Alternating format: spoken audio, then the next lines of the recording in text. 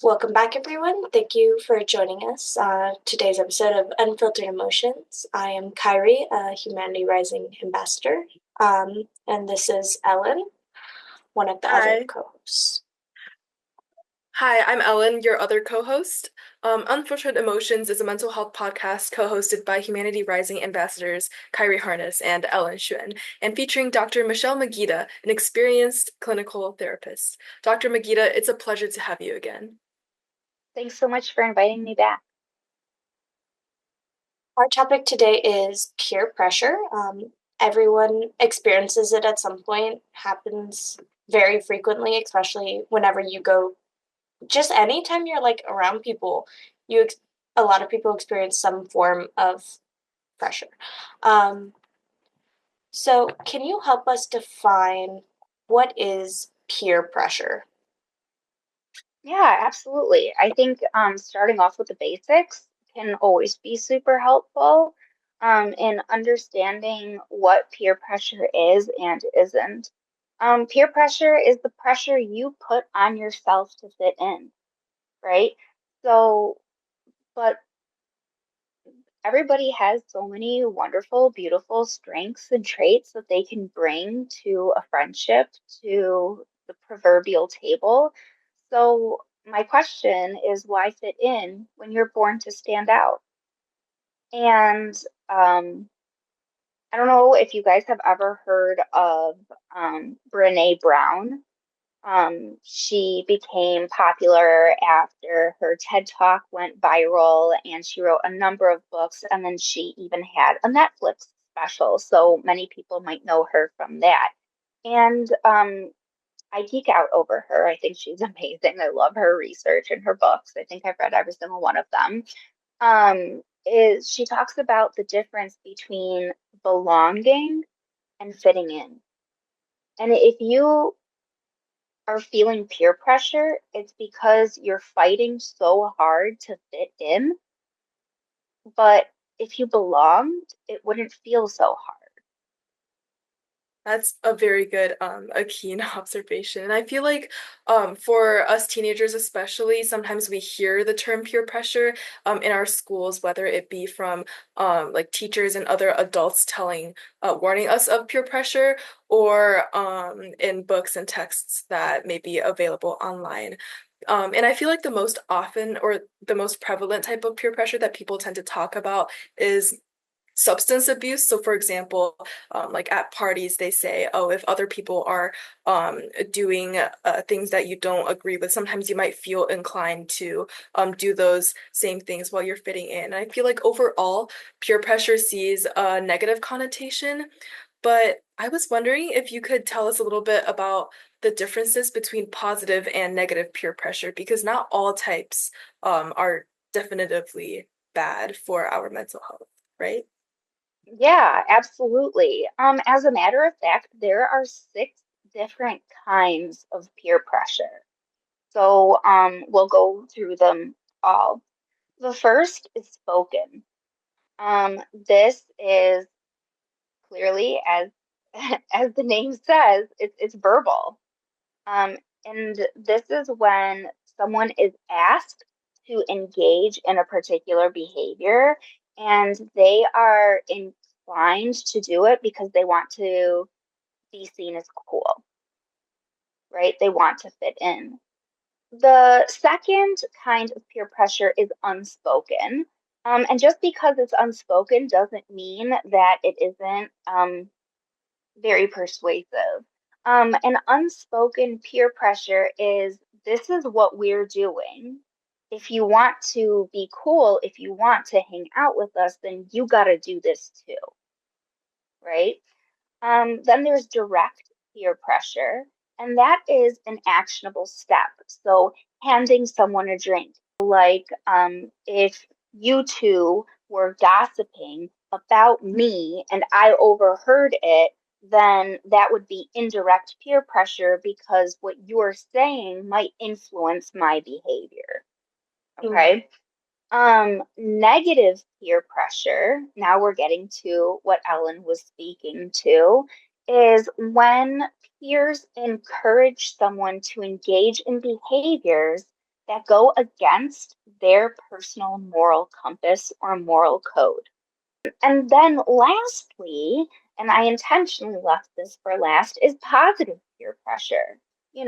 You hang around with a good crowd, you're going to get good results, right? Like Yeah. um, a group of friends on the football team come together to vow to not use substances, or a group of friends vows to always study together before big tests, right? So we can have positive peer pressure too. Come on, we're all going to be at the library, right? Yeah. Right. Yeah.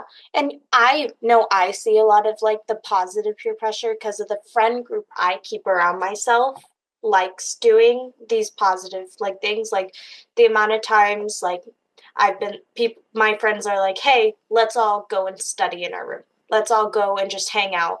Like they're like, even though we're all really busy, at least we could do that. And a lot of us just aren't really enjoy like parties and stuff. So everyone's like a certain amount, like the amount of like the types of friends you keep around yourself can influence the types of peer pressure that you come into contact with. Oh yeah, Absolutely. 100%. Yeah. And I've experienced this as well because at my school, there's a very big like academic environment, and I experienced both like the maybe more negative parts of it, like maybe the toxic academic standards that people tend to subconsciously hold each other and themselves to, but also like likewise with Kairi, my friends and we often hang out like while studying, while doing our homework, or just we just tell each other like fun facts that we learned. And I think it's really important to kind of acknowledge the good effects of peer pressure, like if done right. Um, Absolutely. So positive peer pressure helps you grow, helps you feed the part of you that feels authentic and genuine and true. And that is a lot easier because it feels more natural and more mhm, comfortable. mhm. But now I want to bring the discussion around to the negative parts and specifically how to combat it. So some examples that I know may represent negative peer pressure is maybe going to places that you don't want to go to because all of your friends are going and you don't want to feel left out, or like taking substances, which is a more serious and dangerous act because you think all the cool people are doing it and you want to fit in with them. So in these situations, how can we stand up for ourselves? Yeah, I think you brought up a really good point and a really good question. There are a number of reasons why people give in, right? So, I want to make sure that we speak to both parts of what you mentioned because they were so important. Reasons people give in, maybe because they're lonely. They don't have other friends to hang out with. They're the new kid or whatever. And they feel like this is the only choice that they have. Otherwise, they'll be completely friendless. Um, there could be a fear of being rejected or a fear of being criticized, a fear of embarrassment or judgment. For me, when it comes to like those specific like descriptors of like peer pressure, I tend to identify most with like the wanting to fit in. Like it's always about like the loneliness aspect. Like I would rather go and do this thing I don't want to do than sit here alone.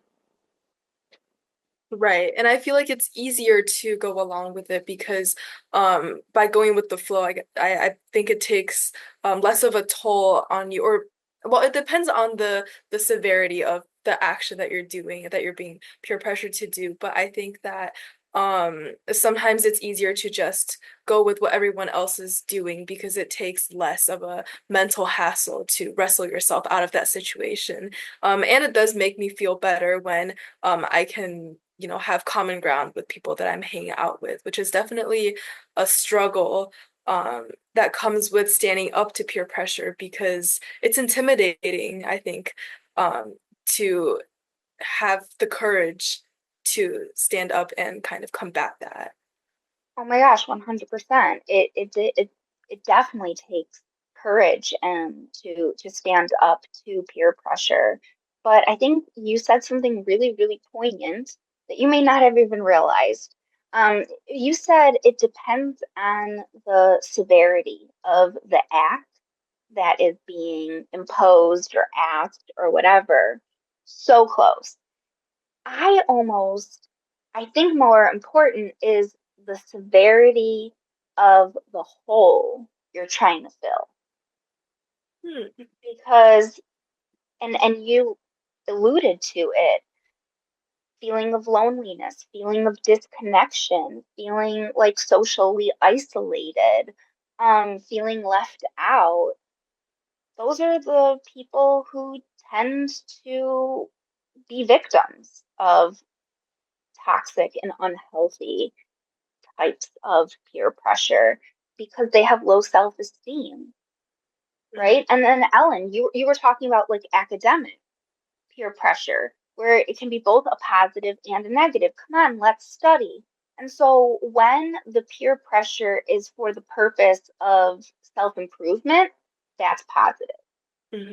But then if we take that same thing, academics, and we look at it from an unhealthy lens, it's comparing and putting other people down in order to make you feel better, right? And then tying your value and tying your self-worth to what you produce, right? And we are worth so much more than our grade. So there are different things that you can do to feel more confident about standing up to peer pressure. The first thing, and this is really hard, is avoid making snap decisions, right?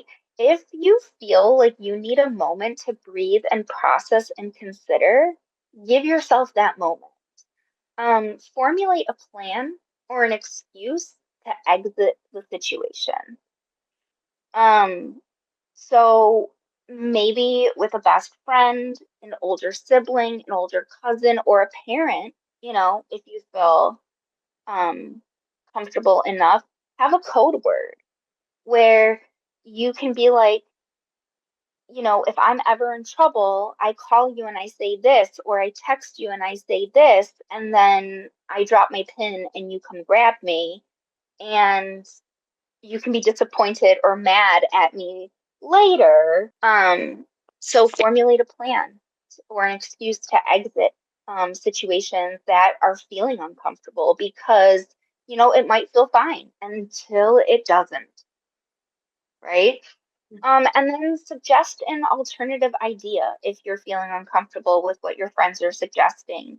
If friends are saying, hey, let's do this, and you don't like that, instead of just being like, I don't feel comfortable with that, or I don't want to do that, come up with a suggestion instead. 100%. I definitely agree with your idea of having a safe person to talk to. I know that in my experience, having like a trusted circle of friends or even one or two people or trusted adults to talk to and discuss these situations with helps us process, and it definitely helps me formulate my thoughts in a more rational manner than just agreeing to do whatever on the spot.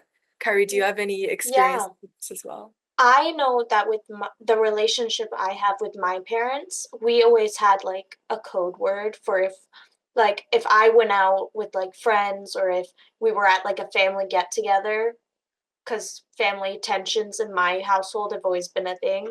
So if any one of us, including my parents, said the word, it meant that we were all collectively just going to leave, or they were going to come and get me, or we always planned it out in advance. Like, okay, we're going to go do this, or you're going to go do this.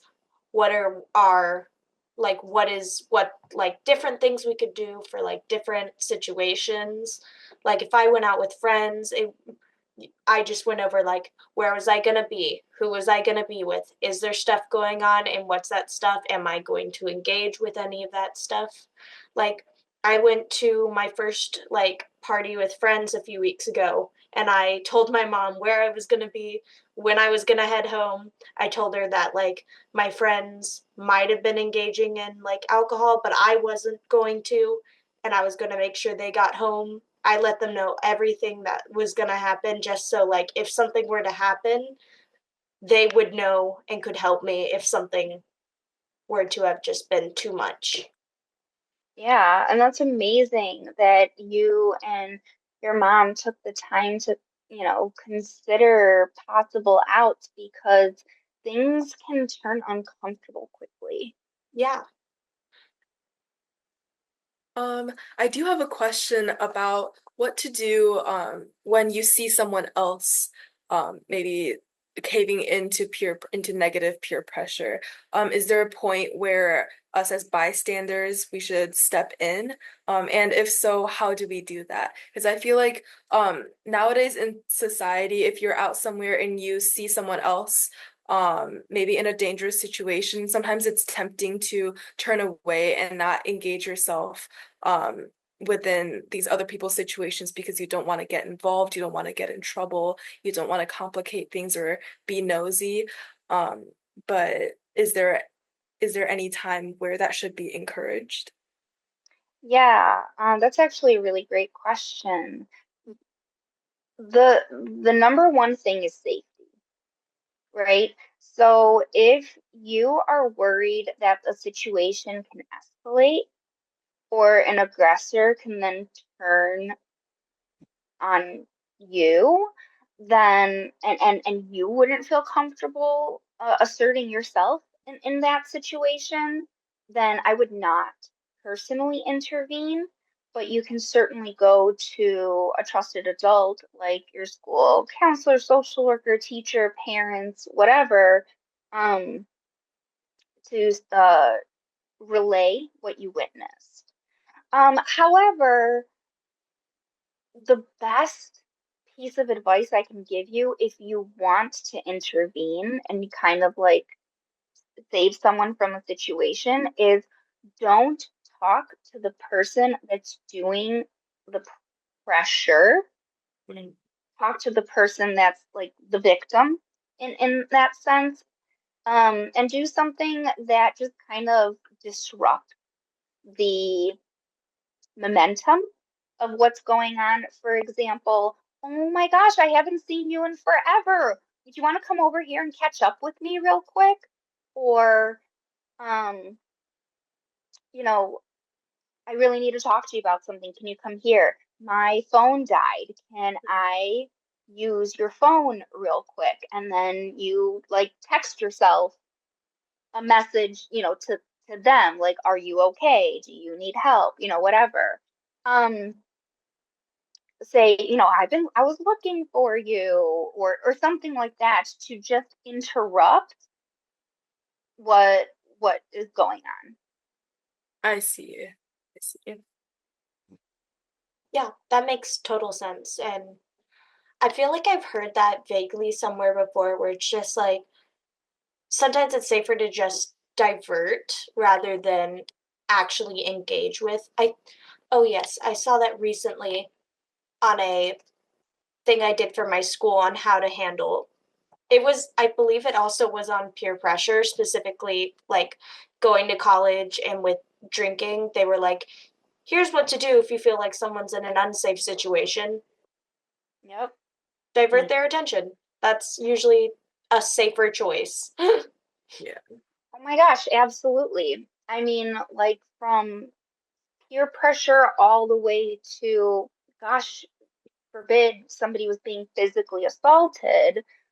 They teach in self-defense classes, um, throw the purse or the wallet or whatever in the opposite direction of where you want to run Mm, because that'll either divert their attention or give them what they want and then give you an out to escape. Um, yeah, you want to divert that person's attention from their mission to disrupt the momentum of what's going on. Yeah. Absolutely. But ultimately, trust your gut. listen to it. Um, Trust your own feelings about what's right, what's wrong, what feels comfortable, what doesn't feel comfortable. And then make sure that you have, at least one person that you can lean on, stand with, go to if Yeah. you ever needed it. Yeah. Have a support system. Yes. So I think this is about the end. Thank you, Dr. Magida, for joining us and for helping us through this and working through this. And thank you to everyone for listening. If you have a topic or question you'd like us to cover, please feel free to email us at students@humanityrising.org. And join us next time while we continue exploring more unfiltered emotions. See you soon. See you. Bye.